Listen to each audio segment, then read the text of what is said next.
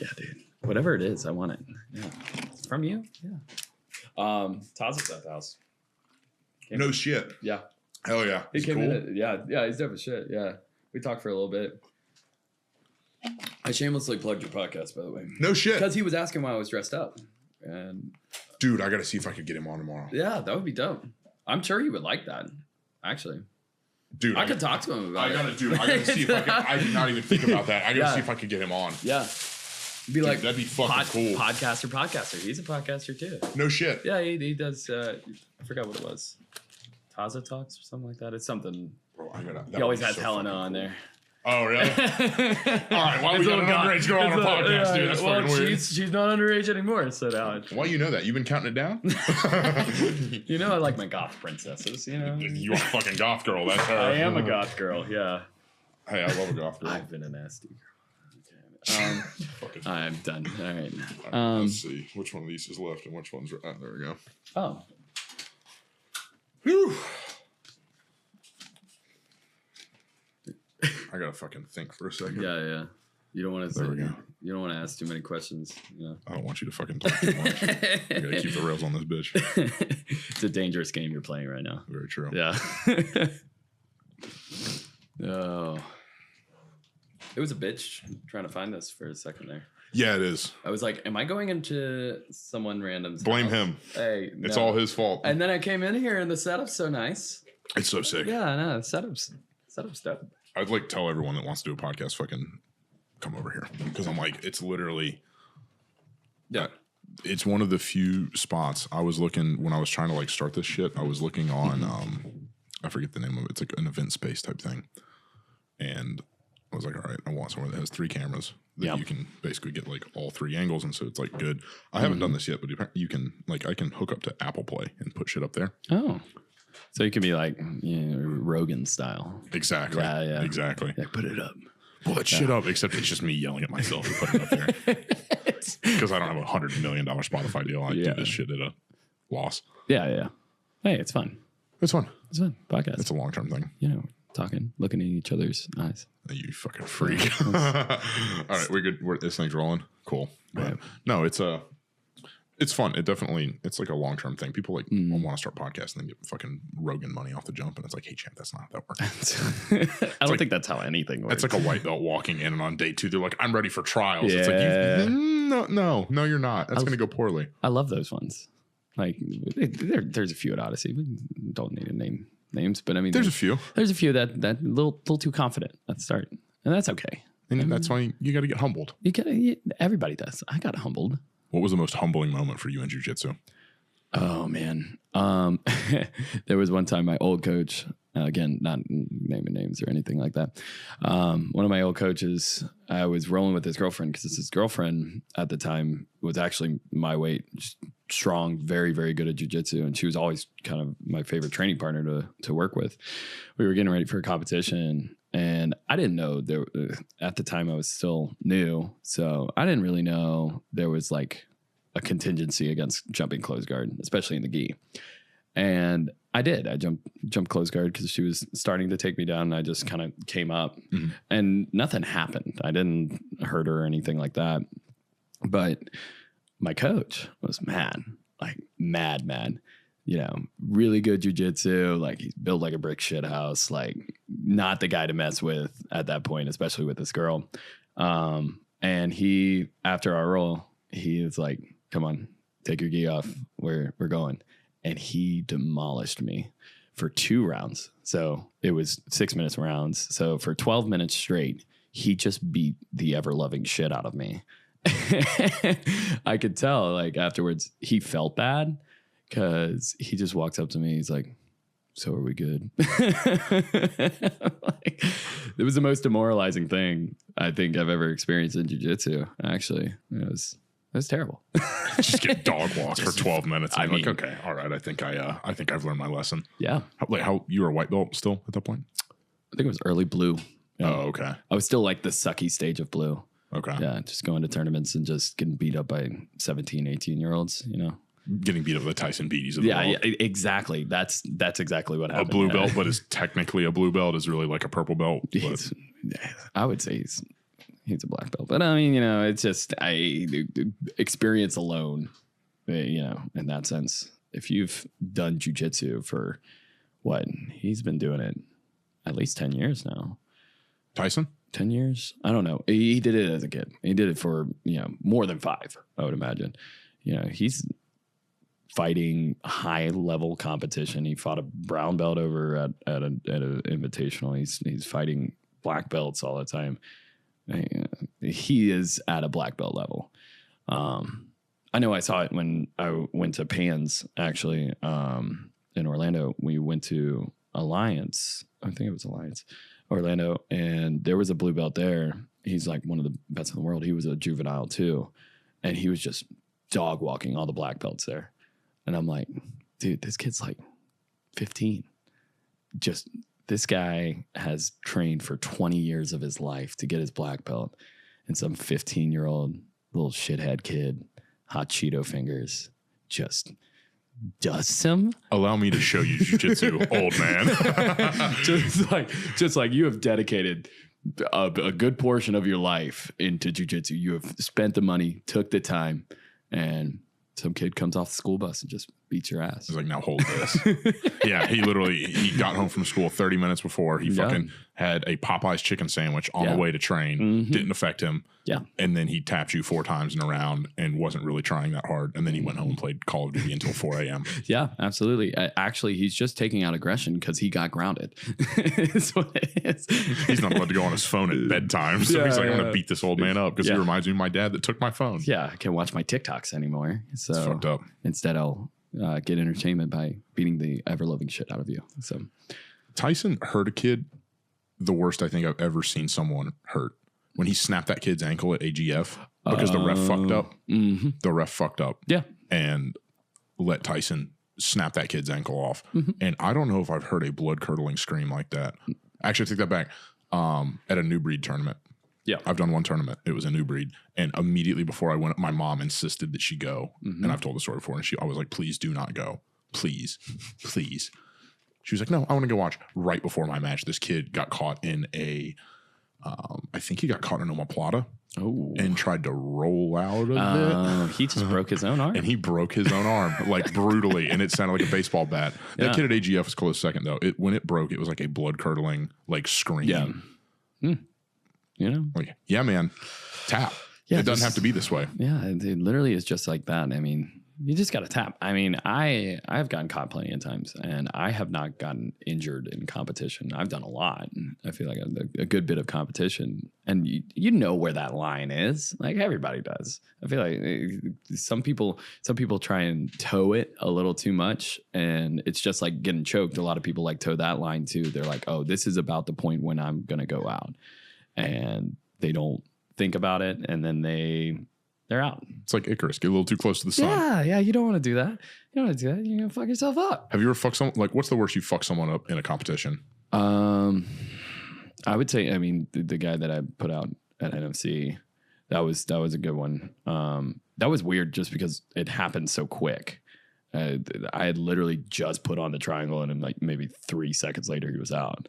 And I don't know. I was confused, and the ref wasn't even checking him yet at that point. But he was fully out. You just feel him go limp? Yeah. He stopped fighting.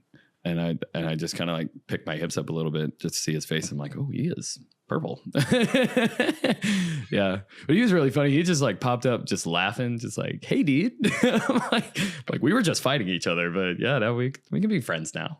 You laughed during competition. Yeah. Where was it that you were? Oh, at the Enigma.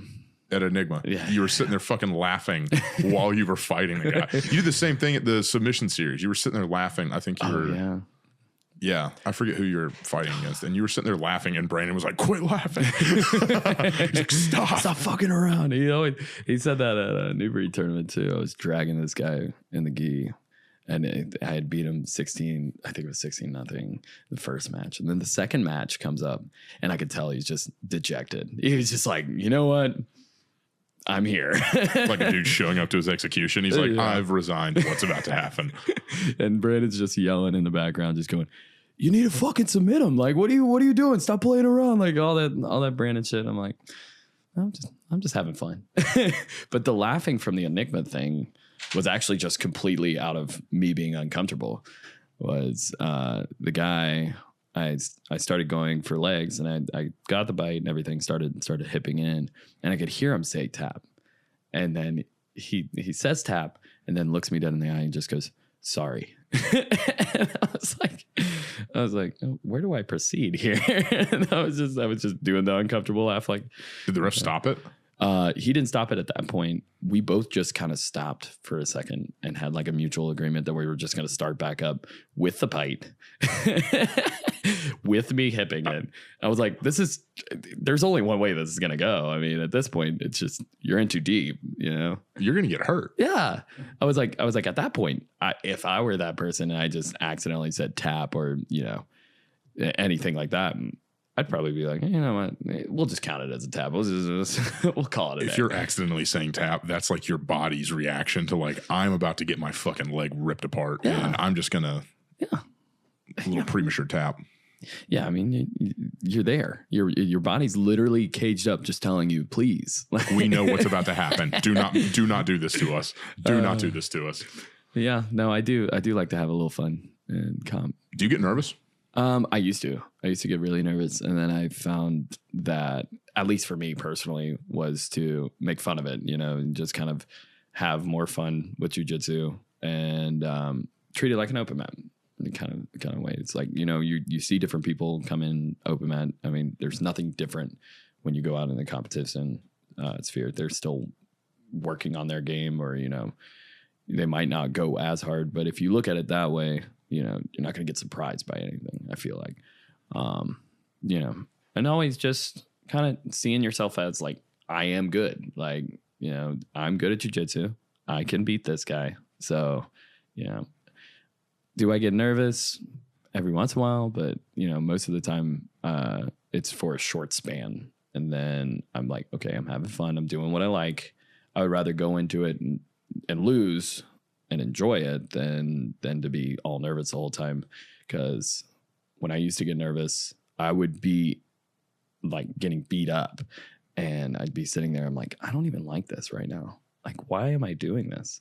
And I'd go back to thinking about that moment, and I'm like, I would never want to think that again, because I would never want to do this again, right? Because I love going to jiu-jitsu every day and just training, and, you know, great friends out of it and good connections. And, you know, to have that thought at all, I would never want to replicate that. So normally I'm just like, I'm having fun. You just feel like you train, or rather you feel like you compete worse when you're nervous? Yeah, absolutely. Absolutely. You get gassed so quick, you know, that adrenaline dump. You're just like white knuckling everything that you get hold of. Yeah, absolutely. Absolutely. And, you know, you can start actually thinking through your roles. Like, if something happens where you catch somebody, it's like, I can actually go through the details in which that occurred, because I'm actually in there thinking about things instead of thinking about how nervous I am. You know? And so it helps my game. I feel like. I didn't intro this. Brady Hylton. Oh, hi. Well, you've got a camera right there. You don't have to look at that one. That one right there. I was going to do the Talladega Night. I don't know. I don't know what to do with my hands. What to do with my hands. Brady, it looks like you're doing something a little different with that microphone when you take that two-handed grip. Well, no, that's not the grip. That's not the grip you had. Oh, there we go. That was the grip you had, Brady. That looks. It's not. It's bigger than I'm used to, but I mean, yeah. God damn. I was wondering how long it was going to take before the gay shit started coming out, and we're at about 4 minutes, and it's we were talking some serious jiu-jitsu right there, and now I'm seeing how this bounces just like it. There we go. Now we're descending to madness now. This is good. Yeah, I had just drink at the same time. I had a feeling it would come to this. I had a feeling, but yeah, Jesus Christ. Anywho, Brady Hylton, purple belt at Odyssey, also the beginner instructor. Yeah. How long you been teaching for? It was actually ever since I pretty much started at Odyssey, maybe like 6 months in, so probably a year and a half. I did the intros at first, and then I started doing the basics class, and then Amon took that over, and I do the intros again. What do you think is the biggest deciding factor between people that stick with jiu-jitsu and people that show up and they take 2-3 intro classes and then they don't make it to the basics class? I think the big thing is they don't have the trust in kind of any system of jiu-jitsu at all. The problem is I always tell people in their intro classes, the first thing that I tell them, to give jiu-jitsu an honest chance, you have to do it for at least a month. I mean, and then I explain to them the belt system. I'm like, there's 5 belts. It takes 15, on average, 10, 15 years to get your belt, get your black belt. It's an expansive sport. And you'll even hear from black belts all the time. They're like, I still don't know everything. And so, to give it an honest chance and really have a good dive into it, it's not like, you're learning guitar and you can learn a couple of chords in like 10, 15 minutes. It's you gotta plug in some time and get beat up a little bit and to understand that this stuff works. It's a weird sport. It's a little weird. We're all we're grabbing each other and stuff like that. And I always try and give people, like, let them anticipate it a little bit. Like, the thing I'll say is, like, you're gonna get sweaty, but it's not just your sweat. Just know other people's sweat are on you. And if you can be comfortable with that and feet, then you're good. And some people get excited at the feet part, but I mean, they're like, I'm in. Someone said feet? Where do I sign up for a lifetime membership? They just start sniffing around everywhere. Oh my God. You start sniffing around the jiu-jitsu school, you'll lose your sense of smell. They're just like tripoding up, just smashing their face into the ground. There's no detail of this that involves you putting your nose there. Shh. I'm doing what I love. It's a new technique. They'll never expect this one. What if people in jiu-jitsu actually, like, when they came up, they just like did the little inchworm thing? You know what I mean? They're just like flat, up, flat. I don't think people would ever expect that, right? That would certainly catch someone by surprise. Have a fight on Saturday. Brady, I've got some ideas. Let me be your corner. Look, I would like to propose something to you. I've got an idea. Don't worry, this won't air till Monday. This is top secret. You can call your shot right now. Yeah.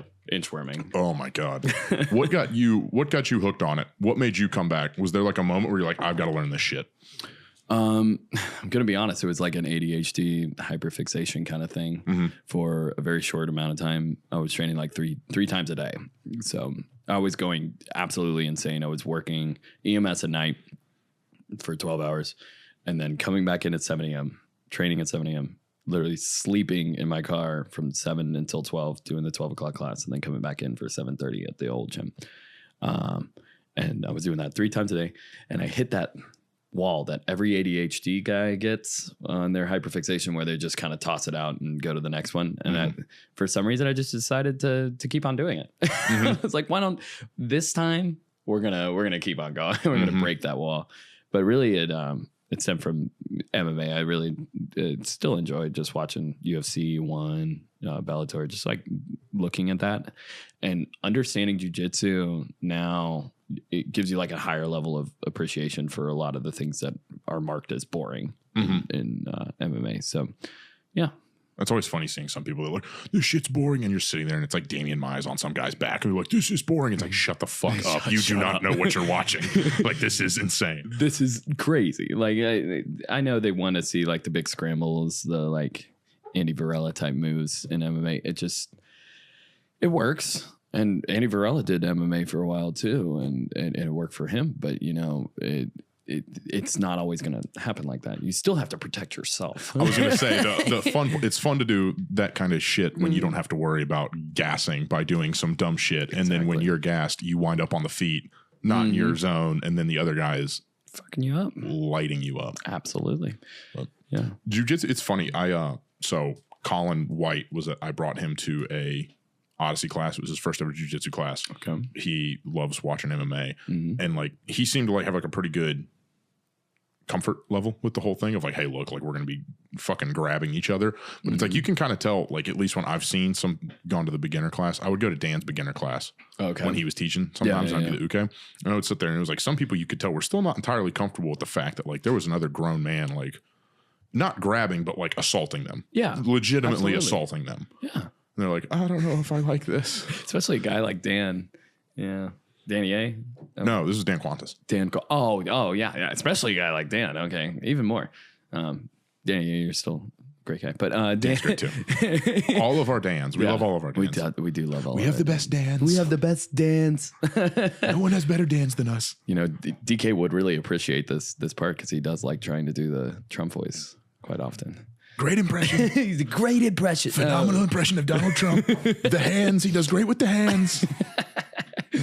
But yeah, no, DK, that's a trip because he's just so dad. He's very dad. And so like to teach a beginner's class and just be like, also, I'm going to kick your ass afterwards.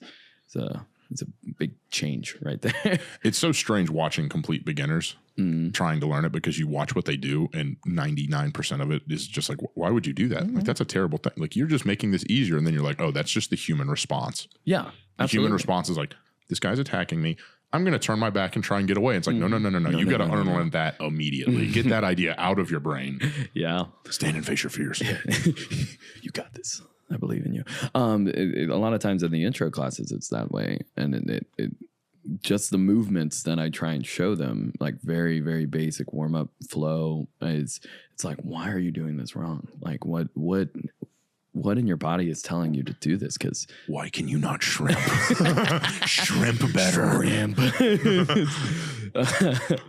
But yeah, like and I had to figure out weird like euphemistic ways to like explain things like the front roll. Whenever I talk about the front roll, is I always tell people, okay, you're going to put your shoulder on the ground. You're going to hold your left ear to your left shoulder like you're holding a phone without hands. And that's mild. It's just to get them lubricated into what I'm going to say. And then I go. Do you frequently have to get them lubricated? Does it typically require additional lubrication? Yeah. I mean, Greg's got a lawyer on speed dial. It'll be all right. So then afterwards, I tell them that, you go from sniffing your armpit to licking your taint, So when you're doing a front roll, you're doing that shoulder roll. You have to elevate your hips enough and then bring your head underneath your hips so that your hips are past your head. Then you have forward momentum to go into whatever you want to do after your front roll. But you do have to put your head like you're trying to suck yourself off a little bit. The old Marilyn Manson. Yeah. I also say, this one's milder, but like you shoot your arm through and it's like one of those people who are weird that wipe straight down the middle, like those that you don't do that, do you? I'm not striking a chord, right? All right. I'm just laughing at the ways because I'm sitting there thinking of all the times that I've seen like a high school kid taking one of those intro classes. And now I'm sitting there. I'm like, this high school kid went home after that and was like, I think that guy was a pedophile. Yeah. Listen, I don't have any hard evidence, but like, I'm going to report that guy. Listen, Timmy, just put that guy on a watch list preemptively. We don't need hard data, but like the way he's talking, just go ahead and put him on the watch list. Yeah. I mean, that would be fair. I didn't.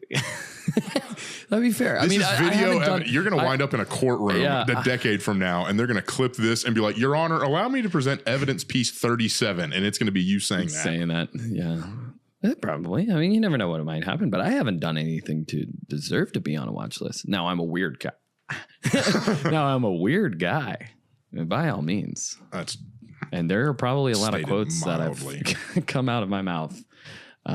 And came into my mouth that probably deserves to be on a watch list. But, I haven't done anything bad, guys. Allegedly. Guys, I'm really a good guy. Back me up here. Back me up, guys.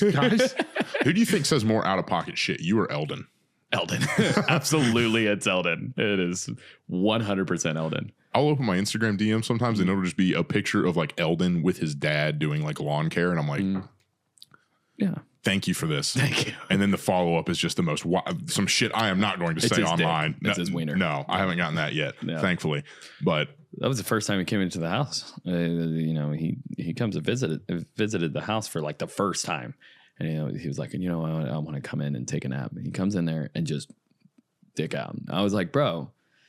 Nice. Good job. What the fuck? I was like, good for you, dude. But like, also, can you please not do that in my living room? My cat, it's right over here. I got bad news about that cat. Yeah. She's scarred. Sorry, Callie. Oh, fuck. She's always been walking different lately. I don't know what it is. I got a beef with you. You did steal my nickname. What? Boss used to call me Papi all the time. Oh, yeah. Like him, DK, and a group of the guys would call me that. And then you turned up, put the cat on the shoulder, and then all of a sudden my nickname was gone. It's fucked up. You go to Miami once and you want to claim it, and you know. Yeah. I trademarked that one. Look, I take videos at a beachfront. All right, so you know I'm the Papi. So real estate. No. And that leads me into my segue. Dividends and those are stocks. Oh shit. Yeah. Close. Jiu Jitsu guy. Exactly. Yeah. This is going to be an hour and a half of just absolute fucking nonsense. Yeah. But that's okay. That's what this was meant to be. Yeah. Good. You got to tell people to go fuck themselves sometimes. Yeah. This is a pretty good screening mechanism. Like if someone wants to like do a deep dive on me and they go look all this shit up and then they come back, it's like, okay, you're a normal person. Yeah. This screens out the basic bitch types where they're like, oh my God, he uses foul language on the internet. Yes. Yeah. Yes, I do. Yeah, absolutely. And I go to war with people in my TikTok comments and it's fun. It's fun. It's great. Yeah. I pissed everyone on country music talk off. I've been at war with them for like months on end. It's great. What's funny about TikTok is it hits waves where the video will like get re-pushed out. Like I don't know what happens, but it was at like 20,000 for a month of video. And then it popped back up to like 25. And I got like 100 separate comments of people that were just screaming at me about, because I said something about country music. Yeah. Mainstream country music sucks. Yeah. It's the worst. I mean, like I come from fucking the boonies. You're from Appalachia. I know you can't tell from the everything about me, but I'm straight up from the line of West Virginia and Virginia, and bluegrass is huge there. And that's that's the heart of country music was built off of bluegrass. And the lyricism was mostly non-patriotic and is mostly just kind of like fuck the system. And, you know, whatever happened in 2001, I keep on forgetting about. something about a couple towers or something. I don't know. Oh yeah. Flights were delayed. That's all I know. Yeah, you couldn't get a flight for like 3 days for some reason. It's crazy. Bullshit. I keep on forgetting about it though. It's that happened, and you know, patriotism became crazy in country music, and then now we have Florida Georgia Line. So. Blame 9/11 for Florida Georgia Line.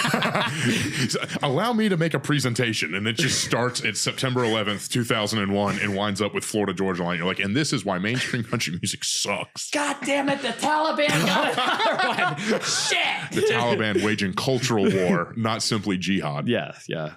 Do you think that if you were born where you were born like 100 years ago, they would have killed you for being a heretic or a witch or something? They would probably kill me because they thought I was gay. I mean, okay, that's honest. A fair point. Yeah. How long, like what do you think the latest year you could have been born was where they wouldn't have been like, you know, we should probably just get the stones? Yeah. I'd say I'd do fine with the 60s. I feel like I'd be good through the 60s, but Vietnam, I would not go to war for. I would have dodged the Vietnam draft in absolutely. A heartbeat. I would say a religious exemption. What religion would you claim for religious exemption? I would just a conscientious objector due to, let's say, 7-day Adventist. I would probably pick that. Okay. There was a guy, the DOS. I forgot his first name. The Hacksaw Ridge guy. Yeah. Desmond Doss. He's like, where he's from is pretty much, I think it's like an hour away from where I lived. No shit. Yeah. So he was a 7th-day Adventist, conscientious objector, and I'd just probably piggyback off of that and be like, me too, but I'm not going to go to war. I'm also a conscientious objector, but if you think you're sending me to fucking Vietnam, you're off your rocker. I'd just be like right behind him in line. I'm like, you sell this for me. Say I'm your little brother. Say yeah. I don't speak well and I'm nervous in public, that you speak for me. And then I'll just stumble through all my words. Exactly. And then they'll go, yeah, no, we don't want you. Yeah. I wonder if there's a way that people try and dodge that by just deliberately failing the ASVAB. I think ASVAB. Is that what it's called? Yeah. There's got to be some way. I took that. Did you want to be in the military? I did for a very short amount of time. I took the ASVAB. And How old were you? I was 18. Yeah. I know so many people, myself included, that prior to like age 18, 19, 20 were 100% open to like, I want to go fight for this place, whatever. And then it's like a switch flips where you're like 2021 when you're like, yeah, fuck that. Why the fuck would I do that? I'm not doing that shit. It's when it turns into you paying taxes is what's the big switch. Is that how they treat the people that sign up, or at least get asked to pay taxes? I do have a watch that says normalized tax fraud. It's my favorite watch. Yeah, you have the shirt. Don't you have the tax? Yeah, I have a shirt that actually defund the IRS. Dan won it for me. Oh, really? Yeah. Dan entered us like 3 years ago in a fucking Instagram contest just as a joke because me and him would send these fucked up shirts back and forth to each other. And it was like a Christmas giveaway. And he just tagged me and it was like, tag someone, follow, and you'll win a shirt. And then out of nowhere, me and him get a DM. It's like, yeah, you won.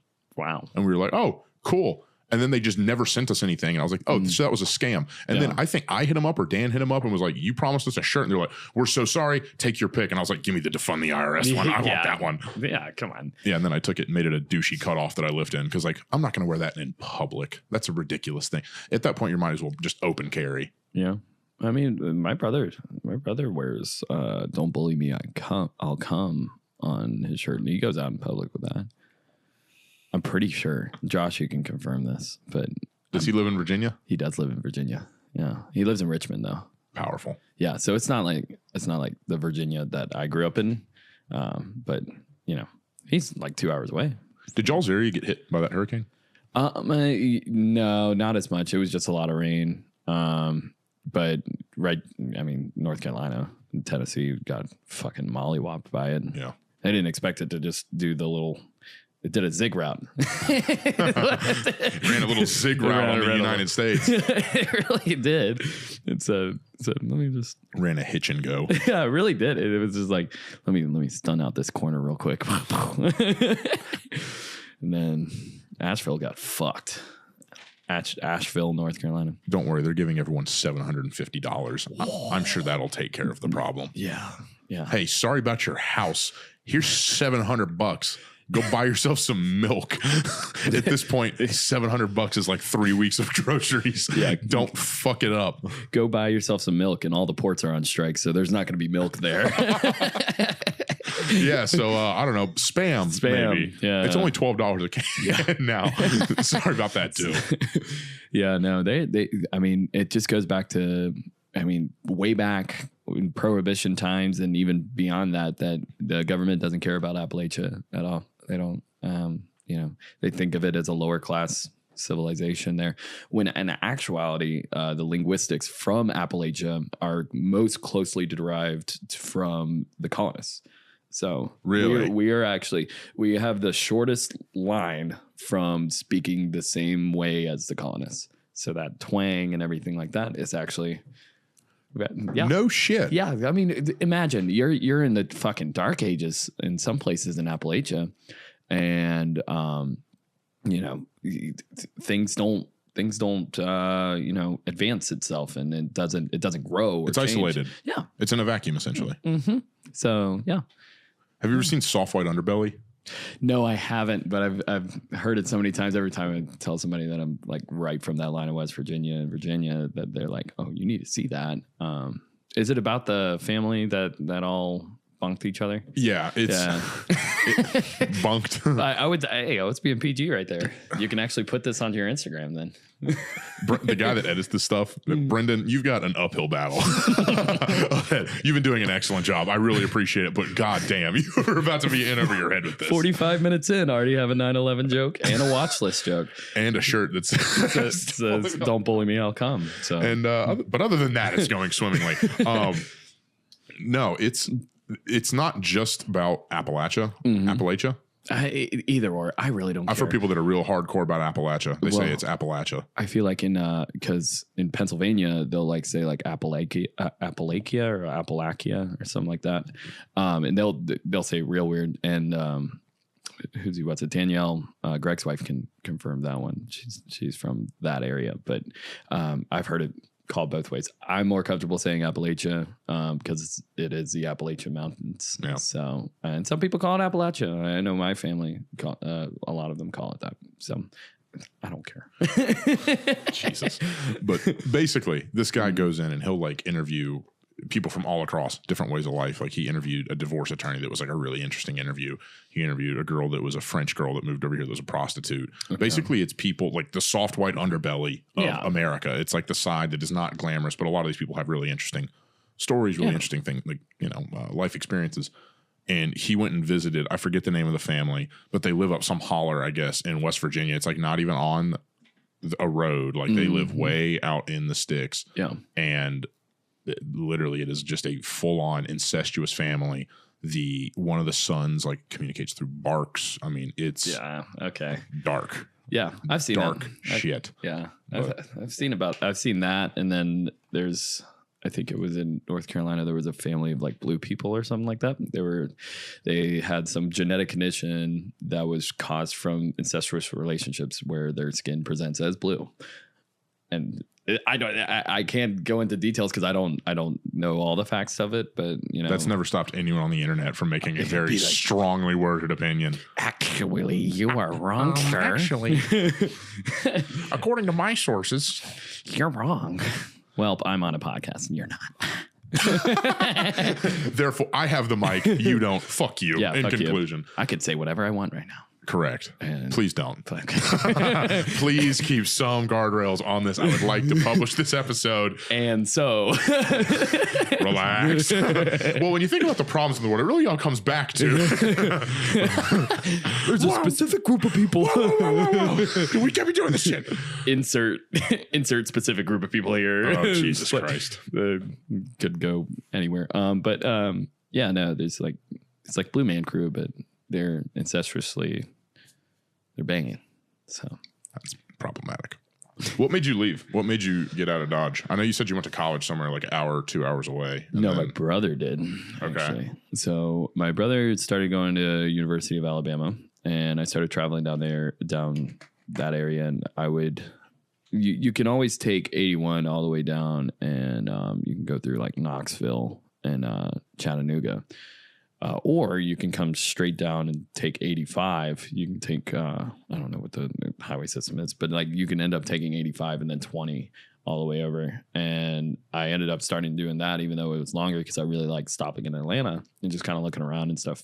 So I really liked the area. And at the time, ex-girlfriend wanted to come down here for school. And so we just decided hop, skip, and come on down here. And then I started jiu-jitsu. Then. You started jiu-jitsu in Atlanta? Mm-hmm. I never did jiu-jitsu in Virginia. What school did you start at in Atlanta?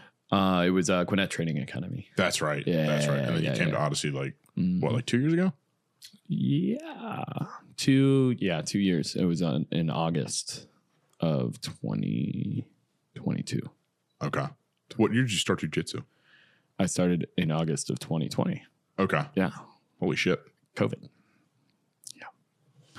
That was probably I didn't mean to do it to where I can do jiu-jitsu and also be in like COVID times, but Georgia was actually a pretty good state to do that. So, I was about to say Georgia, like I moved back here in May of 2020 and it was like open. Yeah. It's crazy. That is wild. It was open. Yeah, like in Virginia, nothing. Yeah. It was a blue state. So there's a problem. They're making the frogs That would be a dream.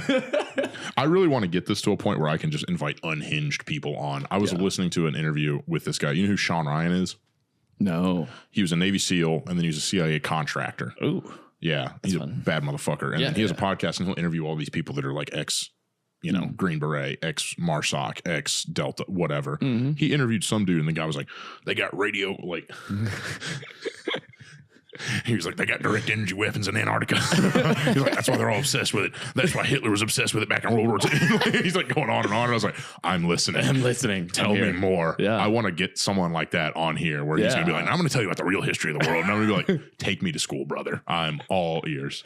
Yeah. No, I have my few conspiracy theories and shit like that with especially with the government. I'm not a big government fan, and I think that just comes from the area in which I grew up in, just not being respected by the government, really.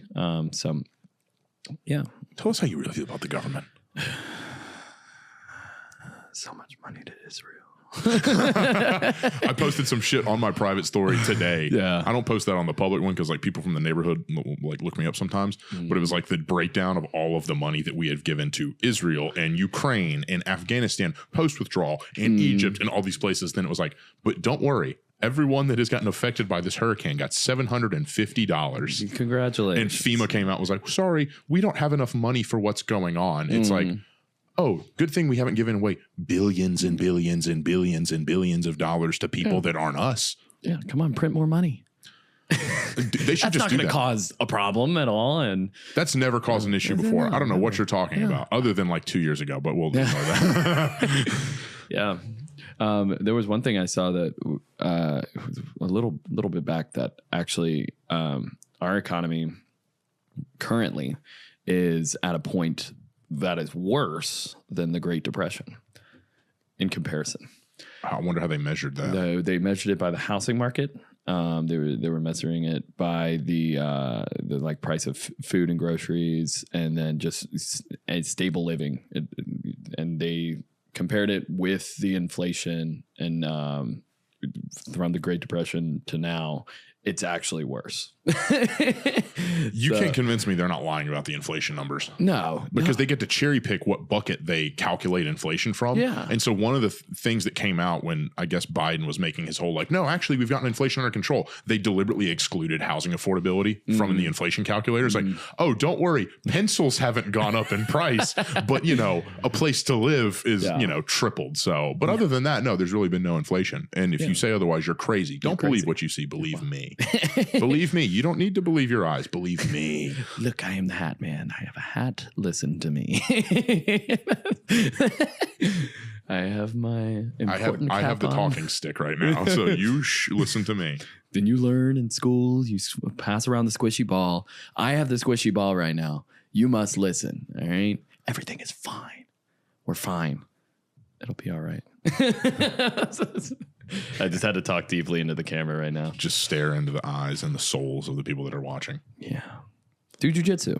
It makes you feel better. You got quite the reception on one of those videos where I was interviewing people at Odyssey about strangling people. Oh, yeah. About choking someone unconscious. But you took out what I really said. Yeah, because you have a knack for saying shit that I can't be putting on the internet. You kept that one out. It was good. What was the initial quote? You asked me what it feels like when you get choked out, and I asked you, do you know what edging feels like? Is what I said. Is that what getting choked unconscious feels like? No. That was a joke. Okay. I mean, honestly, it feels like you're getting high for a minute. Like getting high is actually kind of just, you know, especially if you're smoking, you're replacing the oxygen in your lungs with something else. So, have you ever done whippets? No. So I've never done whippets. Jared on that video said it's like doing whippets. I don't know if Jared's ever done whippets. I think he was just trolling. I was in a room with a group of guys that were doing whippets one time. Okay. And from the looks on their faces, I was like, yeah, that's probably what getting choked unconscious feels like. Yeah. Because you watch them and they just go blue in the face and then they kind of wake up and they're like, that was awesome. I would hate that. I mean, I almost called 911. Yeah. Because I literally thought this kid was dying. I was it was me, this one guy from college that I like knew kind of well. Like we were acquainted. And then like 4 or 5 of his friends. And we were it was like in the summer while we were taking classes. There's like very few people down there. So you're like just finding people to hang out with. So you're not just sitting in your fucking apartment. Yeah. And he was like, me and some of my buddies are going to hang out. You want to hang out? Yeah, sure. And we hop in the car and I was like, you want to get food? Yeah, sure. And then one of them was like, y'all want to do whippets? And I was like, I think I'm good. And then they were like, yeah, we're going to do whippets. And so we went to some fucking sex shop. They bought literally at the sex shop. They're selling the CO2 canisters. Yeah, and I was like, oh, y'all know your market. Yeah. And then they went back and we went to this guy's apartment and they were sitting there and just like blue in the face. And I was like, do I need to call? Is he dying? And they're like, no, leave him. You're going to ruin his high. And I was like, okay. Why did he have to go to a sex shop? That's where they sell the canisters. You can go to a smoke shop to get that. Well, okay, this is Auburn, Alabama. I don't know what it's like now. That's fair. It was like there was a smoke shop that was connected to the sex shop. You're doing like 2 birds, 1 stone, or like what's going on? Hey, I don't know. I'm not here to judge. Hey, I have things to get. All right. I have a laundry list of items that I need. Stay in the car. Look, the whippets are secondary. Why is there a fox? Shut up. I'm trying to have a good Friday. Shut up. Oh, Jesus Christ. Do you think when they did whippets, you would just hear no, you hear the CO2 canister go oh yeah. And then you see them go up. Yeah. And then they kind of freeze. And then they start to like fall off to the side, and then their face goes blue. Yeah. And you're sitting there like, is he dying? Is he dying? Is he? Because I'm sitting there, I'm like, I don't want to be here when that fucker dies. I don't want to have to talk to police and be like, Your Honor, I swear I was doing nothing. Because I was sitting there being a fucking choir boy. Yeah, absolutely. I don't know. That shit scares me. Have you seen this Galaxy gas shit? Yeah. Is that the same thing? Smoke shop. Yeah, same thing. It's the exact same thing. Yeah, you just get it for. It's supposed to be for whipped cream, but they're full of shit. Right. Absolutely full of shit. They put like smoke shop type like lettering on there and everything. It's like I actually just watched a video on that. That's actually kind of convenient. You were an EMT. Did you ever have to like respond to people that like OD'd on whippets or shit? I don't think it would be really hard to do that. I mean, you are naturally replacing the oxygen in your brain to, I think it's nitrous oxide. And that's not good. That's bad. Your brain, for some reason, the way it responds, though, it goes, fuck yeah. Your brain's just like, dude, do it again. You should do this forever. Yeah. Have you ever heard of people huffing piss and shit? What? Yeah. I forgot what it's called, but they take piss and shit, and they leave it out in like a box, and they put a bag over top of it, and like just like gases produce into that bag for like 7 days. They let it ferment, and then they huff that shit. Have you not heard of that? What in the West Virginia are you fucking talking about? Dude, it's fucking crazy, right? Like, but I mean, cheap drug though. What? Free, really, when you think about it. Yeah.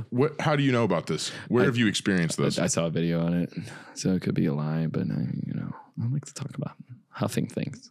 I don't doubt that. Piss and shit. I figured that you saw that like in some 911 response. Oh no, I saw other things. I had one guy who stuck an electric razor up his butthole. Not the way you would expect someone to stick an electric razor up your butt, because it was wired, right? So there's only one entry point, because then the wire is going to be in the way. So he stuck it in blade first and then turned it on. I shit you not. And you know what's worse? He's a 76-year-old man. And he was wondering why his asshole was bleeding. So he went... I'm not a doctor. I've got a couple ideas. I was like, look, sir, I mean, I don't know what to tell you, man. Like, it's literally what's going to happen if you stick an electric razor up your butt. But yeah, he did that, and then goes to urgent care because he was curious as to why his asshole was bleeding. And urgent care calls us. And it was actually, I was pretty early on in this. It was a full-time job that I was doing, and there was nobody at the station. Except for me and the executive director, who was our chief, pretty much. And she comes out. She was like, okay, we got a call. We're going to go. And so me and her packed in, just go in there. She goes in first to the urgent care. And I'm not getting even 5 minutes in there. She comes back out, and I'm starting to grab all the stuff and bring it in. And she just goes, this is yours. She's like, this one's for you. Yeah, I'm not dealing with this shit. Get in there. And the best part about it is we give radio reports. At that station, we give radio reports. So it's completely public. Me explaining that this guy stuck an electric razor up his asshole. And and all of Stanton, and city of Stanton and Augusta County could hear that. And a lot of times they keep that on just to hear funny reports. A lot of times we'll be just sitting in the station and listen to it. So I'm sure they got a kick out of that. It was so bad. But also we took him to the hospital. We get in there and the doctor was checking on him and everything like that. And he's like, oh yeah, he's done this before. He's done these things before. We've pulled out plenty of items out of this guy's rear end. And he said, this is the funniest thing I've ever heard in my job. He says he is a repeat rear end offender. I said, that is the most creative shit I've ever heard in my life. A repeat rear end offender. Yeah. And so he ended up going to a mentally insane facility for the criminally insane that was right down the street. From yeah, that's criminally insane. Yeah, that sounds like he was right at home. That's where that... I would actually be scared of him. As a criminally insane person, I'd probably be scared of him. I'd probably be like, yo, man, you keep your distance. Yeah. You stay over there. Sure. Do you have any electric razors? Dude, like my thought was this guy was on meth. Like that sounds like a meth thing to do. No. I mean, just regular ass dude. Just like, why is my asshole bleeding? I'm like, well. That's got to tell you. What do you mean? Why? Like, dog, you've done it before. What do you mean? I wonder. Like, what do you mean? Oh, it's great. Do you just get desensitized working as an EMT to where you're like, yeah, nothing affects me anymore? I think that the thing, and you know, other EMS guys can attest to that, is it's really the 90% of your calls do not necessitate an ambulance. And I've said this before a couple of times. It just doesn't. And ambulances are for dead and dying. You cannot get to the hospital on your own accord without dropping dead in the meantime, because ambulances triage people the same way the waiting room does. And I've had it multiple times, way too many times to count, where I've brought a stretcher into the waiting room and have them go sit down. It's not a free pass. It's not you don't get straight into the hospital that way. So it really can sometimes be you're just getting an Uber ride with a bed. A very expensive. How much does an EMS trip cost? Like, how much is that? Okay, I'm assuming these guys don't have insurance. Some of them do. How much does an EMS ride to the hospital cost?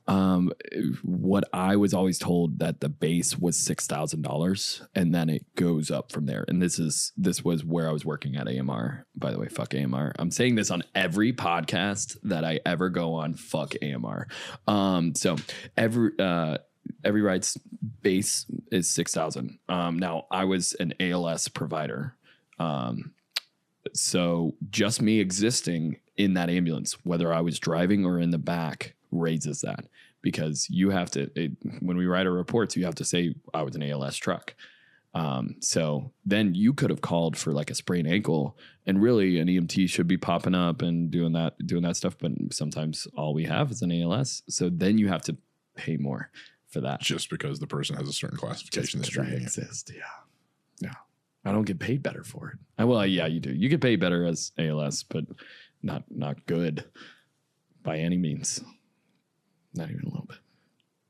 I cannot imagine the shot to your ego. An ambulance pulls you into the emergency room at Grady, a trauma center. Yeah. Like, what is it, grade 1 or grade 3? Oh, it's a level 1. Level 1 trauma center. Yeah. And they go, okay, now sit down. You're fucking fine. Yeah. Like, you're literally fine. Yeah. Well, and that's the thing. Is like people want it so bad to be not all right. And like, I never understood that thought process. Is like, you want to be fucked up right now? Because like, I mean, not as a threat. that sounds You've like heard it a here threat. first. Brady Hylton was threatening people riding in his ambulance. You said, "You want to get fucked up? You want to get fucked up right now? You want to see it? I'll put a fucking mirror to you in a second." But no, I mean, like, why would you want to have the problems that the people that get pulled in here fast have? You don't want that.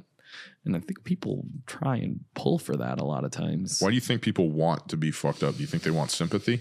Yeah, I think it's a little bit of that. I think it's there's a huge mental health kind of crisis going on with, especially in Atlanta, just everywhere in low income areas. I mean, it's a stressful way to live, and your brain literally controls everything. So if you think of it in that concept, if my brain is going 100 miles an hour a minute, I'm going to believe fucking water is solid. And well, it technically is, that's ice. But like, I would believe anything. Okay. Like, when you get little things in your fucking chest, you feel it in the middle and you're just like, I'm going to die. Mm-hmm. Imagine that times 10 or 20.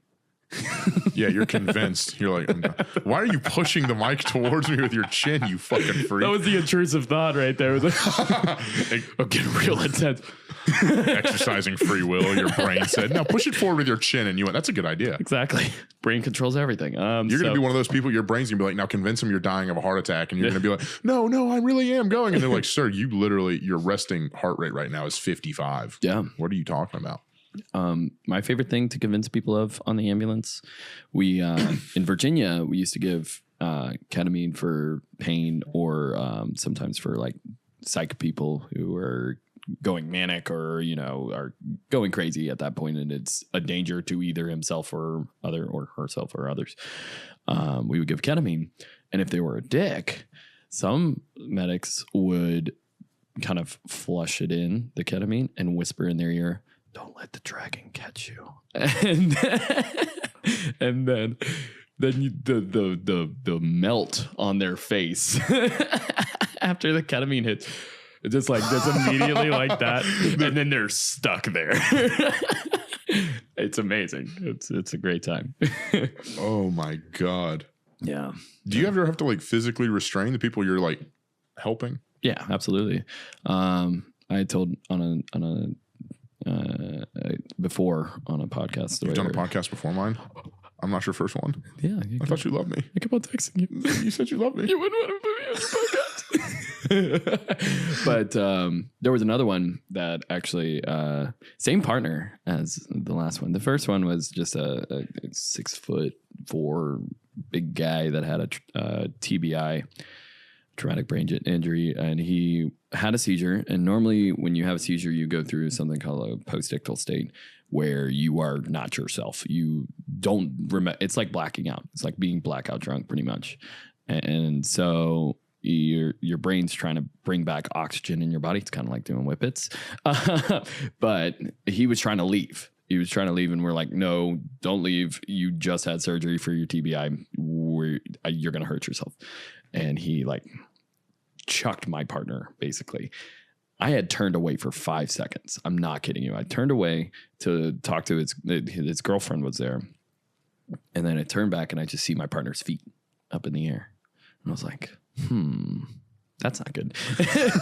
And like pretty basic, just took his back, just kind of brought him down gently because I really didn't want him hitting his head. That's what I was worried about. So, and then I just held him there for, I think it was 45 minutes. We waited for the police weren't there.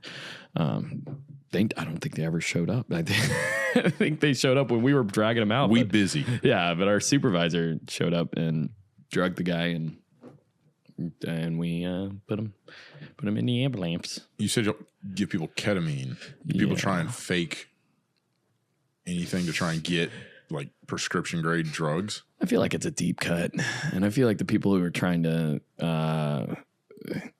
mess with ambulances to try and get ketamine would just go through other methods at that point. Okay. Yeah, I feel like that would be a lot of work. You would have to be like violent and like it takes you a little bit. Like, you don't just like immediately not cooperate and then get hit with ketamine and then you're like, oh yes, now I get to.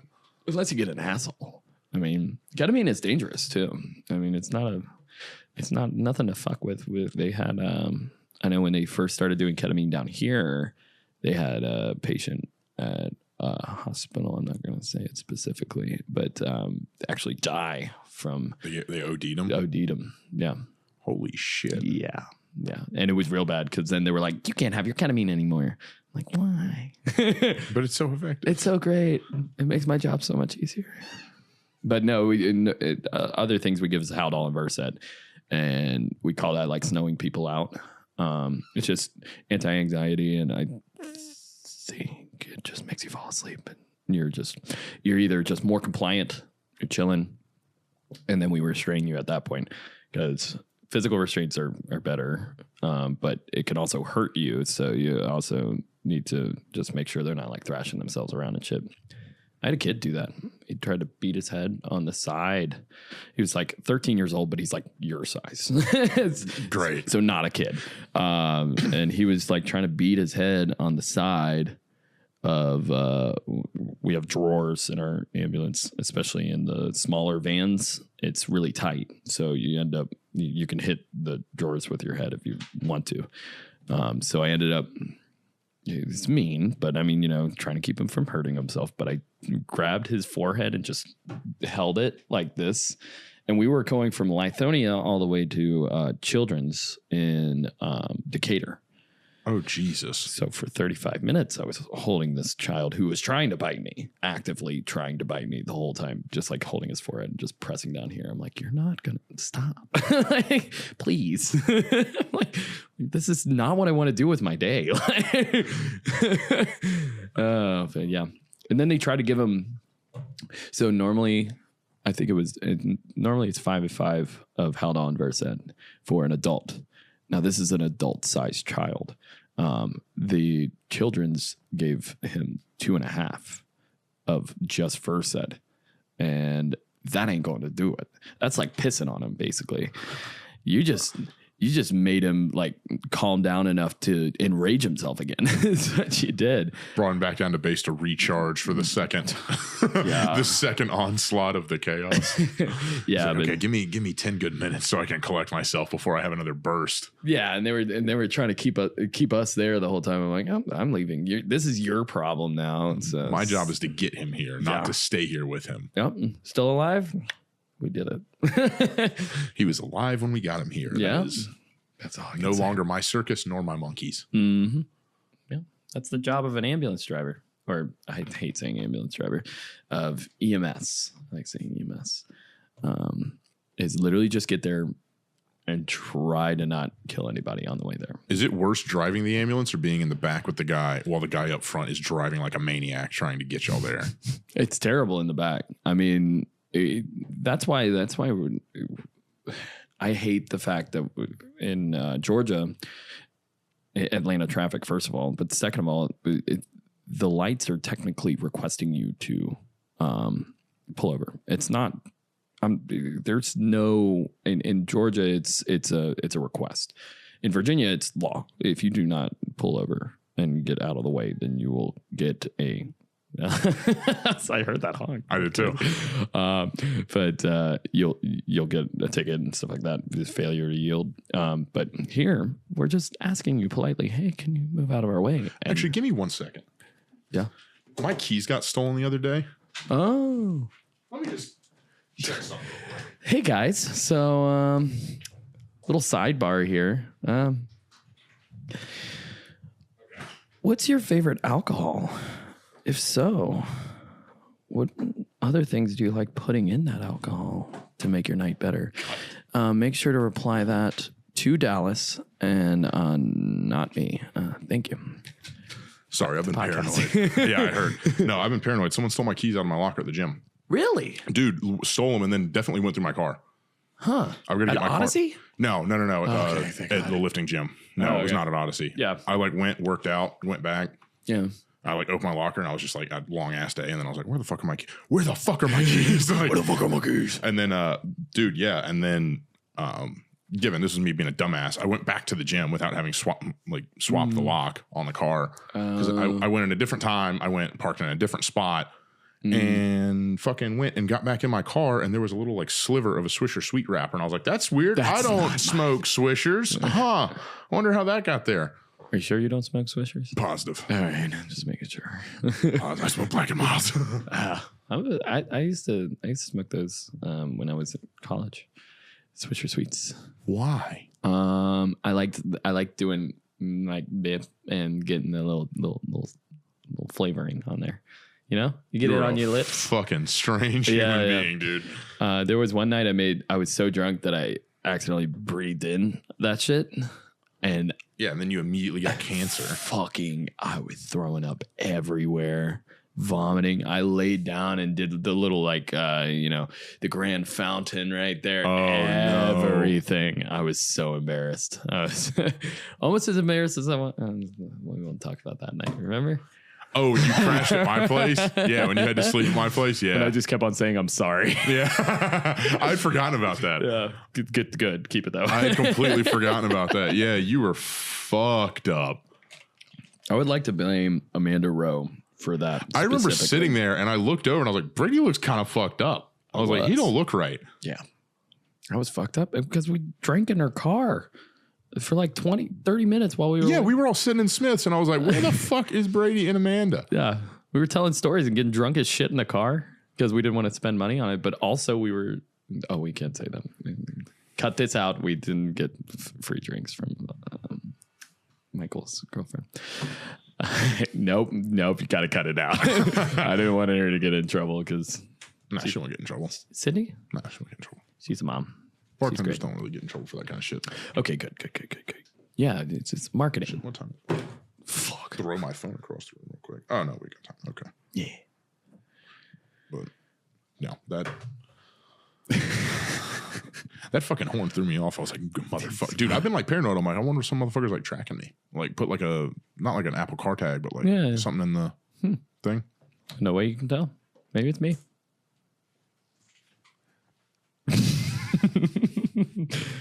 If I don't know what I would do if I found out you stole my car. Yeah. Actually, I know where you live. I always knew you had a big head. What the fuck are you doing? Well, I do. I already know where you live. Why would I? You do know where I live. Yeah, I do know where you live. There's a gate to get into the garage, though. Okay. You don't think I have a lockbox key? No, I don't think you do. There's no. How do you think I got into apartments with the ambulance? How do you? Wait a second. How do you get into apartments with an ambulance? You know that little red box with a keyhole on it? Little red box? There's a red box on every single one of those little gates, like where you type in. You'll see one of them has a red box with a keyhole in it. Yeah. That has the keys to open up all the gates. To open the gates. Mm-hmm. But then what about the unit itself? Well, I mean, hopefully they're opening the door for us. Theoretically. If they don't, then. Do you ever show up and people are like super aggro with you? Oh, yeah, absolutely. All the time. But they call the ambulance. Yeah. It's because I come in laughing a lot of the times. Because I do a lot of uncomfortable laughing. And like, even when people are shot, I'll just be like, huh? That's not supposed to be there. Dude's got a 45 caliber bullet lodged in his leg. Yeah. And you're sitting there like, oh, how did that get there? That's not the right hole. No. Where is it? But yeah, no. And I would do that a lot of just like going in there. And some people would be like, oh, fuck you. Like, you're being an asshole. And I'm like, no, I'm not. I'm still going to do my job. Like, if I don't do this right now, sir, there's no telling what kind of mental repercussions that might occur if I don't just enjoy myself for a second here. Like, I can't actually take in the full gravity of the situation. Yeah. I need some sort of distancing so I'm not absolutely, killing myself later. I used to say the best people on the ambulance, the people who will actually really do well saving your life are the ones that won't run. They won't. They get out and they look like they've been inconvenienced by this situation. Those are the ones that will absolutely save your life and you'll be fine. Why is that? Because you're too focused on being like Chicago Fires, like, one of those TV shows. You're trying to do this like hero method. You're not actually thinking about the job that you're supposed to be doing. And if you can just sit back and kind of detach from the reality of it and start to do your job and treat it as such, like it is a job, then you're going to perform the tasks right a lot better than someone who is more treating it like you're proving something or you're acting in a way. Is that more common when people start that they're new, that they have that mentality, and then that kind of just gets like... Yeah, the old green people, or they have wet socks. I mean, I always say that they have every single bag lugged up on their shoulder and they're running with the stretcher every single time. And not only is that dangerous, because most of the time, I mean, traffic accidents, stuff like that, you should be running in roadways no matter what. I don't care if you got 3 fire trucks behind you stopping traffic. You still got to think about everything there. And if you're running around putting yourself at risk, then you can't actually do your job right. You run all the way there and you got to figure out you got to carry somebody, and you're really screwed then, because now you're tired and now we have to wait for another person to help you to pick up this person, and all that running seemed just obsolete at that point. Jesus Christ. So when you are on the way to a call, do they give you, how much prep do you have on the way to a 911 call? It's whatever's said on the phone. A lot of people get frustrated with dispatchers. I get frustrated with dispatchers too. I mean, they can be difficult on the radio, but a lot of times they'll update us with radio traffic, and then they'll also update our CAD, which is just our laptop, and just kind of type in, normally spelled wrong, but they'll type it in and tell us what's going on. But it's dependent on the person they're talking to on 911. And I don't know why they don't clarify this more often, but as soon as you give that address, they're already plugging that in. They're already sending out ambulances. They're already sending out police. So any questions beyond that is just for us. Mm-hmm. It's not for the dispatcher, really. I mean, the dispatcher is going to plug it in and stuff, but all they needed is an address. Now, once you give the address and what happened, they make a call and they send it out. They already have a second person behind them normally sending out the dispatches. So yeah. And a lot of times it can be misconstrued. So I don't know why dispatchers don't just say, oh, they're already on their way. They're on their way. Now all these other questions are just for them to know what's going on when they get there. Like, it's that simple. What do you get frustrated with dispatchers about as the EMS? They get annoyed with our radio traffic a lot. And they'll be, a lot of times they'll like forget about some ambulances. They'll put us staging for like police, and in Atlanta and in even in Cobb, they have different radio traffic than we have. So they're going through 2 different channels. So sometimes the police will either clear us, say that we're able to go into that scene, or they'll also be like, you can leave, you know, there's nobody needed here. And then dispatch will just forget. And we'll be sitting there for an hour and a half, and other people need ambulances. And we're just sitting there like, okay, are we ready to go? And I'll just keep on radio traffic, and they'll get annoyed. They also, sometimes they're dispatching. It's got better before I left, but at some points they were like dispatching very low priority calls, like stuff that's, for lack of a better word, bullshit, over top of real shit. I had one time where we were en route to a call for a bug bite. I cannot stress you enough, a bug bite. So we're en route to a call for a bug bite, and we hear that 2 kids got shot. That's what we heard. And we had this like revelation moment where me and my partner could just, before we radio dispatch, we just go, if there is a God, we just both go, if there is, then divine intervention is going to occur. So we go onto the radio and ask, hey, like, dispatch, we're en route to a bug bite right now. Do you want us to go to the call with the 2 shot kids? And they just go, no, continue to your original call. I was baffled. We still went, and they were just grazes, and they were fine, actually. But objectively, we only saw 2 shot kids. That's all we saw. And they still were like, no, you need to go to the bug bite. Yeah. So why did they call 911 for a bug bite? It's common. A lot of people call it because they think it's an allergic reaction, even though it's just a bump. Yeah. Calling 911 for an allergic reaction? Mm-hmm. Who is teaching these people to call 911 over bullshit? I don't know. Again, mental health is a big problem. Jesus Christ. And yeah, it's very common. I've had plenty of just like mild allergic reactions where I just tell them like, hey, you can either come with me and spend a bunch of money and I'll give you Benadryl, or you could just take it with your mouth like an adult. Yeah, you probably have Benadryl in your cabinet and there. Go take some. Like, it's the same thing. You were saying like police staging stuff. Do you get, when there's situations like that, do the police hold you back before they let you come in and do everything? They're like, hey, look, we have to clear it before you can. Yeah, absolutely. They'll normally clear the scene, and that's where people can get frustrated sometimes with that. And then you know, it's fair. I mean, you see a cop there and you're like, I called an ambulance. I need an ambulance right now. But, you know, if you are at all aggressive with the dispatcher, if you present in any way that you have, you are a threat to someone else, they will just bring police there first. And then you're waiting on an ambulance longer. So be nice to dispatchers. They can be mean sometimes. So I totally understand. They were mean to me. So, you know, I would understand if you're mad at a dispatcher, but be nice. I've had to call 911 one time in my life. Mm-hmm. And it was because I saw a hit and run on 75. Yeah, literally sense. This car sideswiped a dude. The airbag in the car that got hit went off. And I'm like right next to them as this is happening. Yeah. This guy pulls off the road and the dude that hit him just kept going. I was like, yo, that's fucked.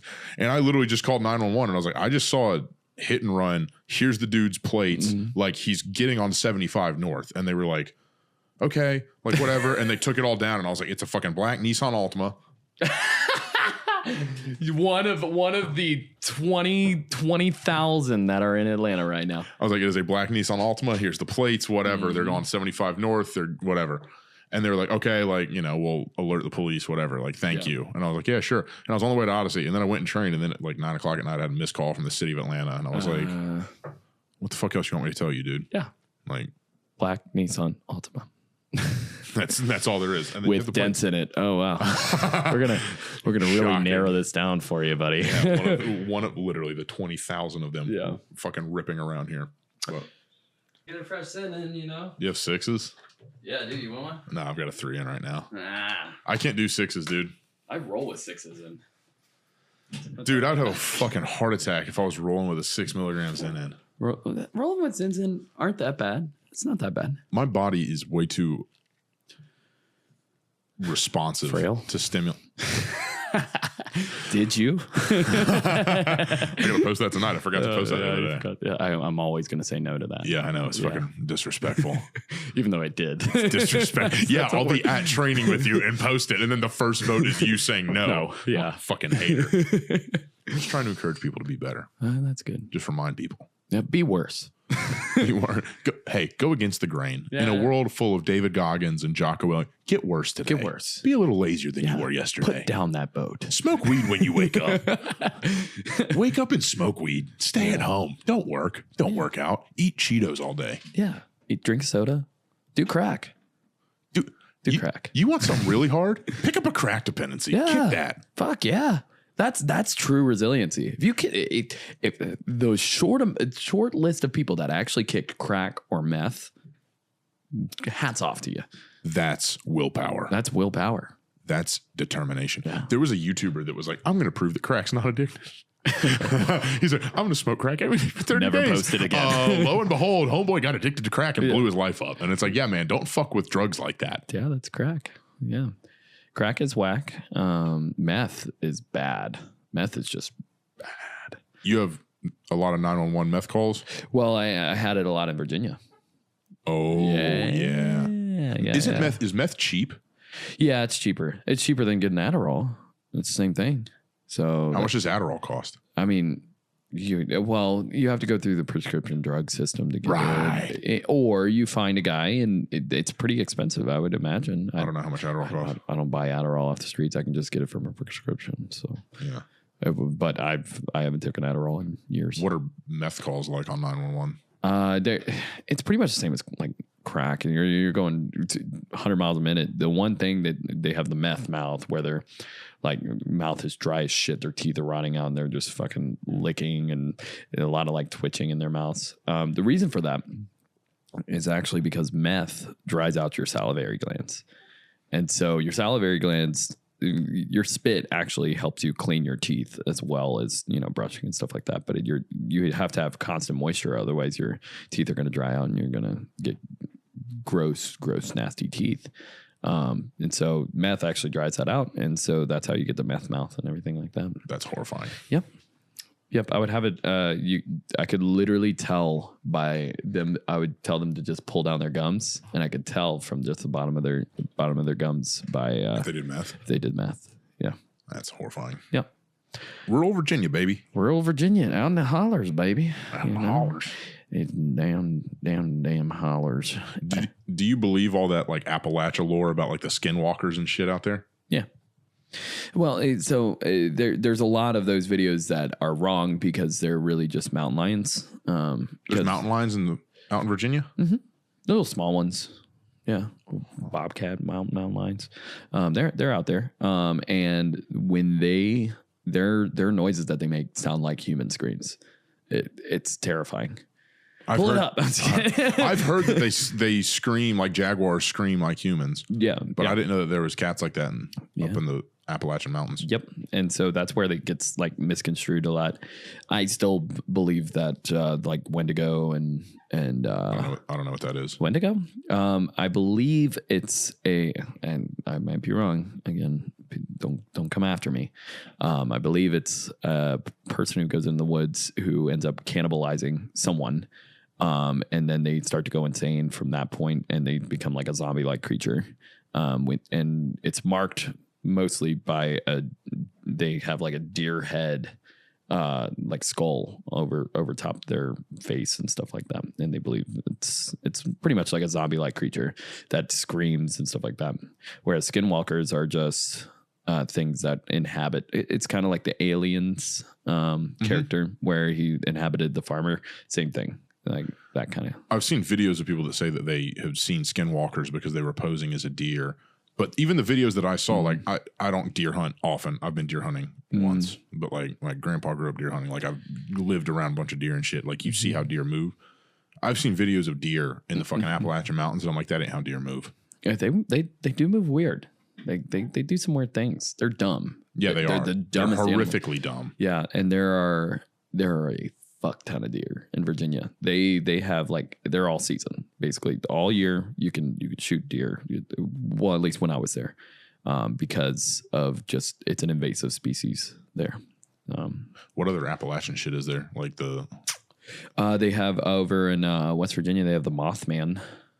What's that? That's apparently he pops up, and then bad things happen. So like there was a bridge in West Virginia. It was way back when black and white picture. That's all I remember. Where they saw a figure that looked like a moth, like a large moth type creature with red eyes, standing on top of a bridge. And like hours later, the bridge fell and it killed a bunch of people. And so now they have this figure and just different unfortunate events happen because that creature is around. So interesting. Yeah, it's a wild one. I would like to, I don't know. I'd like to go up there. I've seen all those videos of people going around. It looks like a lot of those towns have just gotten destroyed. Yeah, absolutely. Where my parents kind of grew up in a place called Lowmore in Covington, Virginia. Covington used to be a city. Because it is a good connection point to major routes, not interstates, where it had a city and everything like that. Everything's broken down. There's still one building that I remember passing by that still had whites only sign on there. No shit. But it was closed down. It's not like an open building or anything like that. But nobody's been in there since. But that shows how long that town is. What caused the towns to dry up? Interstates are running away from that. And I think honestly Appalachia used to have good economy from mining and stuff like that. And it's just dried up a lot. And that goes for all of West Virginia pretty much. I mean, they're the lowest in everything and they don't get government support. And in a lot of ways, and their government is corrupt. A government corrupt? Their state government's super corrupt. Really? Yeah, they don't help their people out at all. They just take all the federal funding and then it winds up in the fucking pocket of the governor or some shit. And you see him on a G550 and he's like, no, this is for the great people of West Virginia. And it's like, brother, that's a $50 million jet. Yeah, they're only helping a few towns over there in West Virginia. That's fucked up. Yeah. I never realized how much that whole government doesn't care about Appalachia thing had legs until seeing all this. And it was like, I've seen a bunch of TikToks and stuff where people are like, this is just a continuation of the fact that the government doesn't care about us. And it was like, I didn't know that was like the overarching sentiment that people didn't care. Yeah. But not everyone, speaking generally, Appalachia's white. Yeah. So that's just classism at that point. It's just like, yeah, fuck those poor whites. It is. I talked to Basinji and Shub and Prince. We talked pretty seriously about it. You know, our families did not grow up very differently at all. Yeah. He grew up in, over in SWAT. Yeah. Southwest Atlanta. And he, our families were a lot similar in that sense, felt a little bit forgotten about. And also just the mannerisms that your parents and grandparents do, very similar, very, very similar to Appalachian, the way I kind of grew up. So, yeah. Working class black family, working class white family, just different places. Yep. Still getting screwed by the government either way. That's what got Malcolm X killed. Hell yeah. Not hell yeah, but I mean, I read that autobiography. Have you ever listened to his shit? No. Actually, I did read that one. I didn't listen to it. I read Malcolm X's autobiography, and basically, for the vast majority of his life, he was a I don't want to say black supremacist, but he was pro-black and pushing for black issues, and the government was fine with him running around and doing whatever he wanted to do because he wasn't causing a real problem. And then right before he got killed, about a year before he got killed, he's like, guys, I think I cracked the code. I don't think this is a racial thing. I think this is a classist thing. Yeah. And I think there's a lot. And he was went on and on and on about the rich white liberal and all this shit. Yeah. And he was like, I think I got a lot more in common with these people, poor whites, because he was from Detroit, I think. So, I mean, yeah, Detroit, because they call him Detroit Red. And he's like, I got a lot more in common with a poor white farmer from Alabama that's just doing enough to get by than I do whatever. Yeah. And then about 6-8 months later, he got fucking assassinated. Well, when he started talking about some shit that could actually do something. Well, that's the big thing. Is what is the bigger pool? Huh. It's not ethnicity. There are always going to be racists and stuff like that to keep that disconnected from each other. Now, if you go into a classist system where these people are we're all down here and there's nothing that separates us when it comes to that, we're all equal in that sense, then you start to roam into the territory of why the fuck are we doing this? There's more of us than there are of them. Yeah. And that leads down some scary roads for governments historically. Yeah, you don't want to fuck with Appalachians, man. French Revolution and whatnot. They're just up there shooting guns and practicing everything.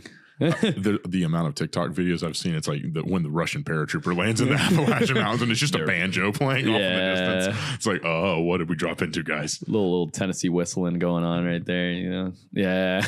Dude, Appalachians are a fucking fighting breed of human. Rare breed, man. I mean, I fought a lot when I was a kid. Yeah? Yeah. I mean, it was because we lived in a town. I was kind of lucky. It's suburban to a sense, but it was still in that area where we would go. We had kids of all the same age, pretty much. And so that's already bad for we're going to all fight each other. You put 10 8-year-old boys together and it's Yeah. We would go play football and then within 10, 15 minutes of playing football, we would end up just scrapping it out.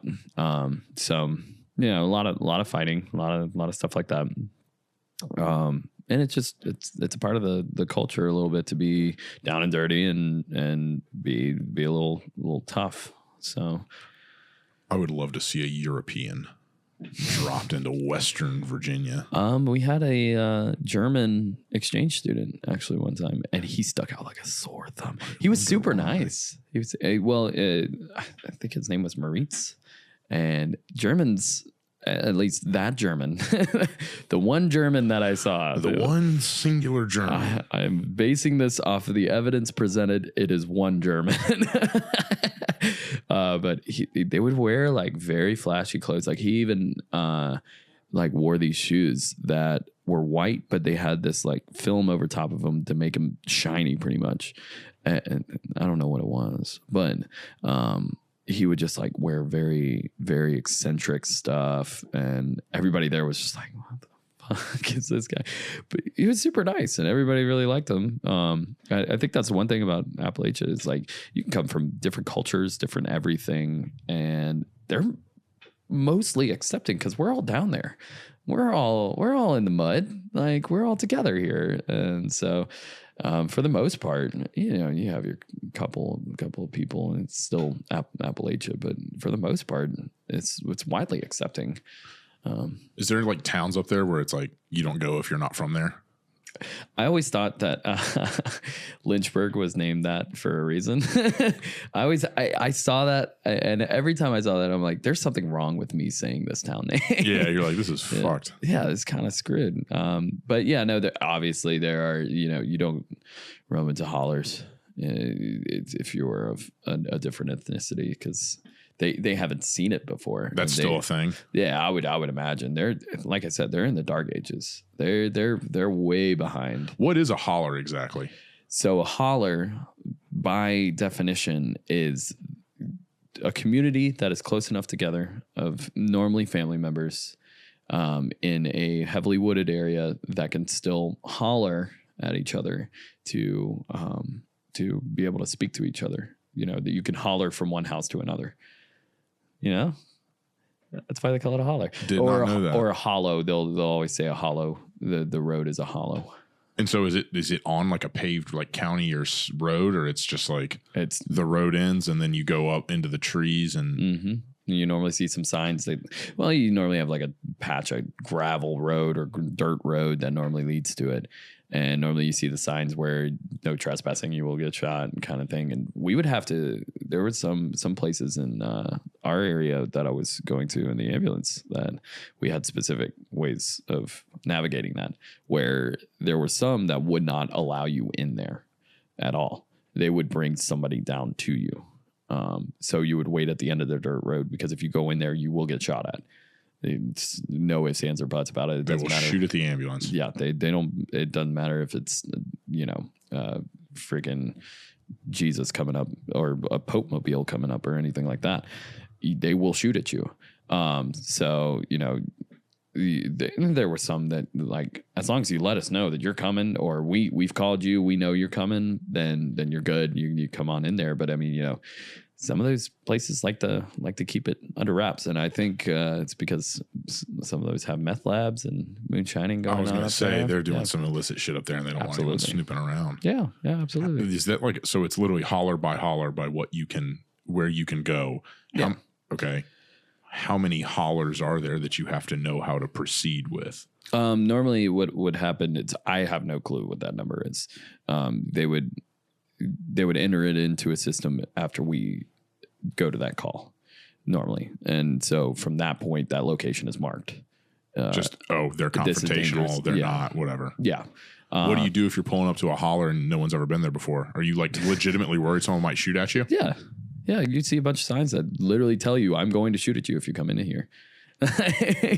But for the most part, there was like maybe one or two that was like, if you come in here, you will get shot at. There's a fuck ton of them because I was in a bowl. Shenandoah Valley is essentially a bowl between two mountains and mountain ranges. So you have Appalachia just running straight through it. And so once you go into those mountain ranges they're filled with hollers. There's so many. And so for the most part, it was just chill people. They have electricity and shit up there? Some of them don't. Some of them do. They don't have. This is fucked up. Do they have plumbing? So no. For the most part, I would say no because I've seen a lot of outhouses there.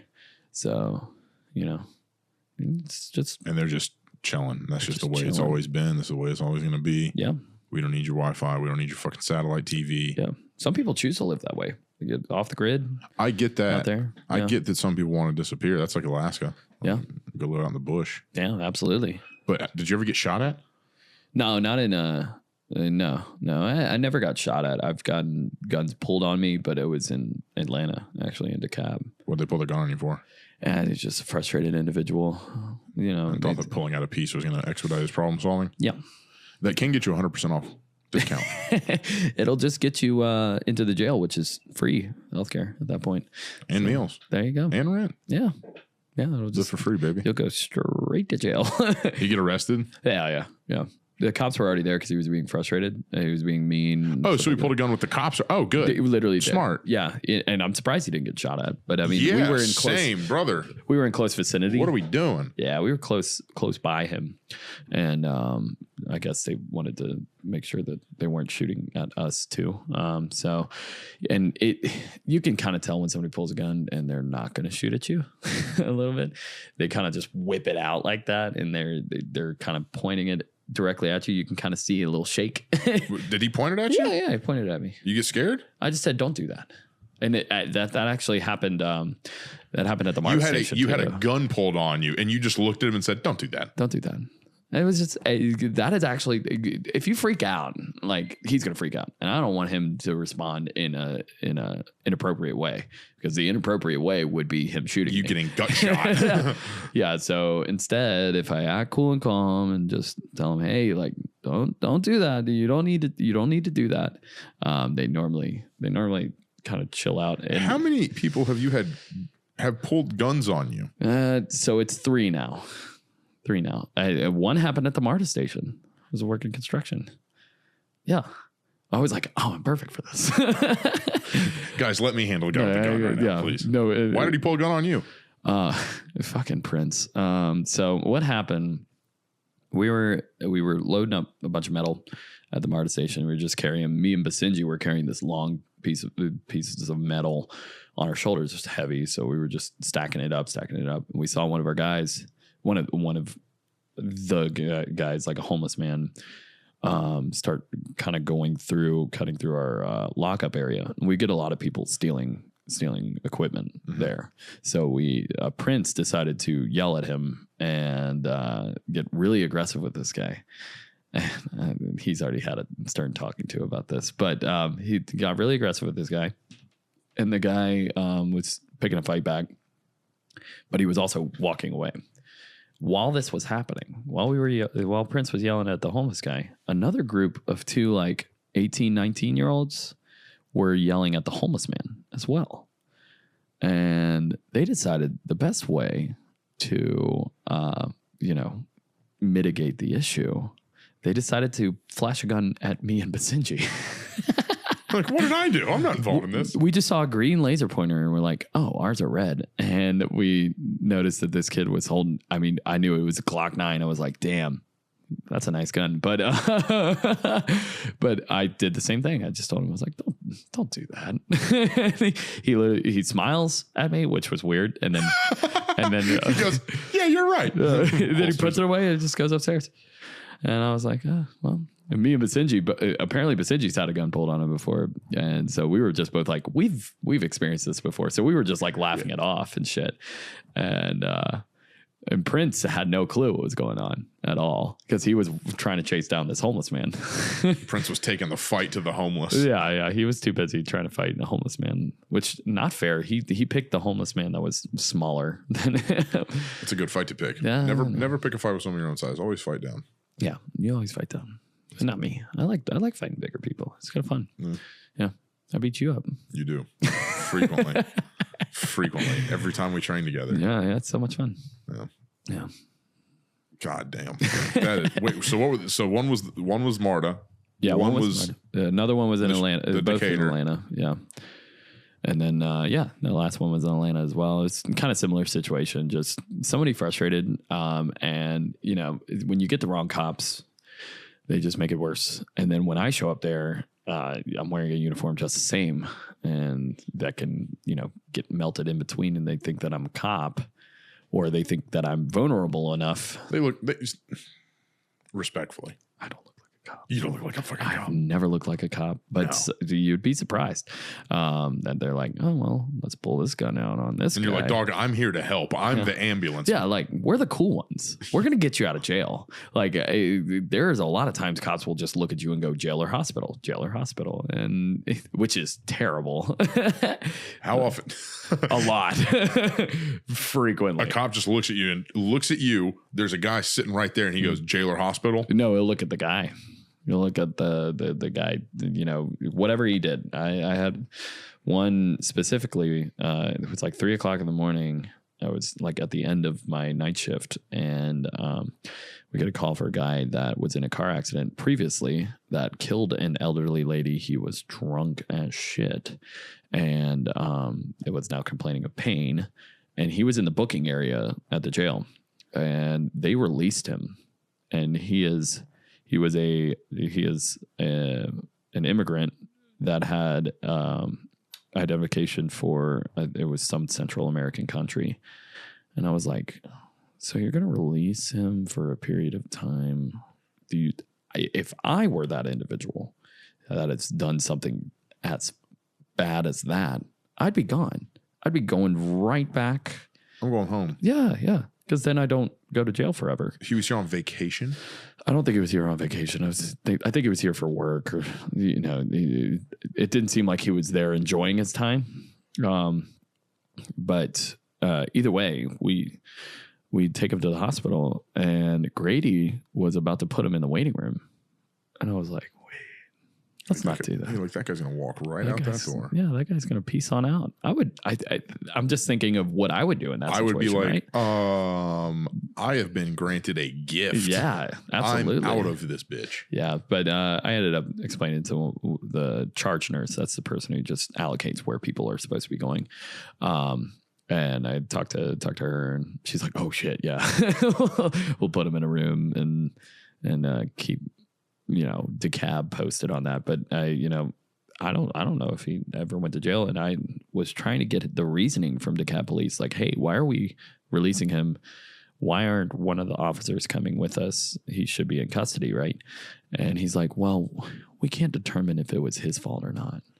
Like, he was drunk in a crash and a lady's dead. Yeah. It was his fucking fault. Are you trying to blame the elderly woman that died tonight instead of the drunk driver? I was like, that's fucked up. I've thought about this before. Is like, imagine, have you ever seen the movie Shot Caller?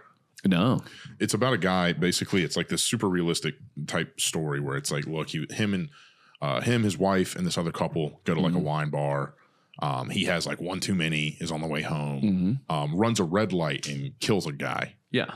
And, you know, vehicular manslaughter. Yeah, absolutely. Whatever. And he goes to prison and winds up being like a shot caller in this, you know, white supremacist gang. Oh, in okay. prison, because you have to go to prison. You have to click up with your race and all that bullshit. Yeah. I was like, can you imagine the misfortune? You're drunk, but you're driving fine. Yeah. And then some sober person slams into you, and then you get fucked, and you're like, I know I was drunk, but I didn't really do it. I was doing great, man. All right, asterisk, this is not me advocating for drunk driving. Do not drunk drive. Do not do that. I watched that movie bad. and I was like, can you imagine if like because in the movie he ran the red light and T-boned the guy. I was like, imagine if he was driving fine and the dude runs the red light, is sober, and T-bones him, and then he still gets fucked. Yeah. I mean, it does. I'm sure it does happen. I've had it. There was one friend of my brother's who frequented a drag bar, and it was the only one in Tuscaloosa. It was pretty point. It was a point of contention for a lot for that area, because it's still that was still a little iffy for that area. And he was coming from that bar. He was drunk. Driving fine, but there was a guy in the middle of the road with his lights off, and his car was dead, and he ran into the back of him and actually injured the guy pretty bad. Oh, Jesus. He ended up, the government was trying to lay the smackdown on this kid, and this kid was very successful, like doing really good in college, was on his way to doing a lot of good stuff. And did he get locked up? No, he didn't. There was petitions and everything that ended up occurring. They were going at the city was going after him and all that shit. Yeah, well, there was petitions from the other side, like, hey, like, this person, granted, did something wrong, and he acknowledged the fact that he was drunk driving at that point, and ended up doing like rehab type programs, stuff like that. Even though he wasn't really an alcoholic per se, I'll do whatever course you want me to do. Yeah, exactly. It's just like, I'm going to do all of that shit, right? But no, super good dude, and it felt really bad for the guy. But you know, it is a mistake. per se. It's, you're setting yourself up for a situation there, but nobody ever expects. I mean, a sober person's going to run into that, right? Yeah. A completely unlit road with a car that's broken down that doesn't have lights on the back of it. I mean, you can't see that. So, dude, what are people texting and driving? My dad almost got killed in Myrtle Beach, South Carolina, because similar situation. I got into a fender bender. I would rather you drunk drive than text and drive. Well, it depends on how drunk, and the type of drunk driver you are. Yeah. Dude, because there's some people that like, you'll talk to guys and some guys will talk about their drunk driving. They're like, oh yeah, I'll get in that bitch and go 110. And you're like, let me get this straight. You're impaired. You're impaired. And you're still like, I'm floating. Like, what the fuck? You play a game called Everybody's a Cop. That's what you do. Yeah, exactly. It's like, and then there's probably someone where it's like, look, I probably had one beer more than I should have. And they sit there and they fucking like white knuckle that shit the whole way home. But dude, this dude was texting and driving and I got into a fender bender. I was supposed to be pitching that day, and my dad was up there, and so he gave me his car, and I went to go pitch. This dude in F-150 was texting and driving, and almost ran into him. It's 8 o'clock in the morning. Really? Like well lit road. It's like, dude, people are so fucking preoccupied on their phones. Man, I don't get it. I can plug up my phone to CarPlay, and I guess it's because I really like music. I've always been a huge fan of music that I can just listen to music and I don't need to look at my phone or do anything like that other than navigation. I mean, but even I have CarPlay for that. I saw a dude cranking one out one time driving. Being so serious. Hell yeah, dude. Dude, Windward Parkway. Yeah. Exit 11 on 400, 9 o'clock in the morning, pulled up to the exit. I looked over, homeboy was just going to town. And I was like, you might have an addiction, sir. Well, if it's there, you got to get it handled. What if he's going to go visit his grandmother or something like that and he doesn't want to have a fucking chubby while he's there? You're a grown man. Get that shit under control. Well, yeah, just flex your calf. But maybe some people don't know that. Flex your calf, bro. Flex your calf, bro. Like, It'll be all right. Everybody's been in math class before. I was going to say, everyone went through middle school. Yeah. Yeah, you get asked algebra questions and go on walk up to the whiteboard. Flex your calf. Flex your calf super hard or flip it up to the waistband and you'll be all right. Exactly. Well, not everyone's blessed that they can make that work. Sad life some people live. Oh, my God. All right. Well, this has been 2 hours. Oh, hell yeah, dude. We did it. Fun as fuck. We did it. This was far more on the rails than I was anticipating. Yeah. We did good. The first 15 minutes was rough. We did go 9/11 real quick right there. I was like, shit. As soon as it was there, I was like, this could go horrifically sideways. Yeah. I didn't even go into porn stuff because I was going to talk about how I was confused why 2 girls 1 cup. Do you think that needed 2 cups, right? That's it. That needed 2 cups. Brady 2 cups. The prop manager is fucking fired. That's all right. I'll leave on that. God. Oh, Jesus Christ. All right. That was a fucking good. That was good.